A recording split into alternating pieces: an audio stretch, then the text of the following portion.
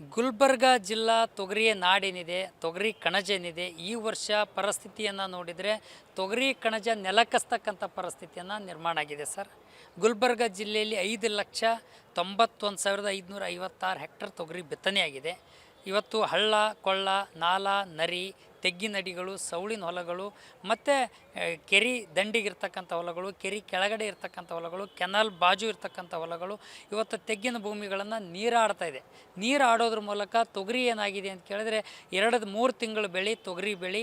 ಆ ತೊಗರಿ ಅನ್ಕರೆ ಇವತ್ತು ಬೇರು ಕೊಳೆತು ತೊಗರಿ ಒಣಗಿ ಹೋಗ್ತಕ್ಕಂಥ ಪರಿಸ್ಥಿತಿ ನಿರ್ಮಾಣ ಆಗಿದೆ. ರೈತರು ತುಂಬ ಗಾಬರಿ ಪಟ್ಟಿದ್ದಾರೆ, ಇವತ್ತು ಸಂಕಷ್ಟದಲ್ಲಿದ್ದಾರೆ.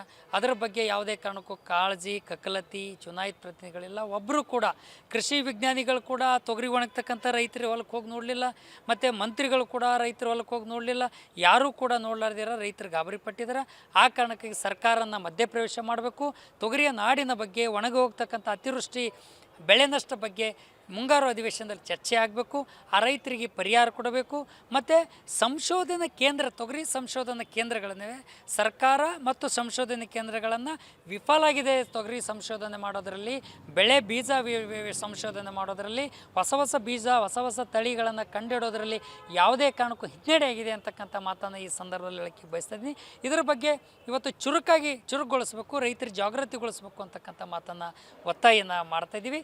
ಆ ಬೆಳೆ ನಷ್ಟ ಪರಿಹಾರ ಕೊಡಬೇಕು ಅಂತಕ್ಕಂಥ ಮಾತನ್ನು ಸರಾಸರಿ ಇಲ್ಲಾಂದ್ರೂ ಕೂಡ 2 ಲಕ್ಷ ಚಿಲ್ಲರೆ ಸರಾಸರಿ ಇದನ್ನು ಅಂದಾಜನ್ನು ಹೇಳೋಕ್ಕೆ ನಾನು ಬಯಸ್ತಾ ಇದ್ದೀನಿ. ಸರ್ವೆಯನ್ನು ಮಾಡಬೇಕು, ಬೆಳೆ ಸಮೀಕ್ಷೆಯನ್ನು ಮಾಡಿದರೆ ನಿಖರವಾಗಿರ್ತಕ್ಕಂಥ ಮಾಹಿತಿಯನ್ನು ಸಿಗ್ತದೆ.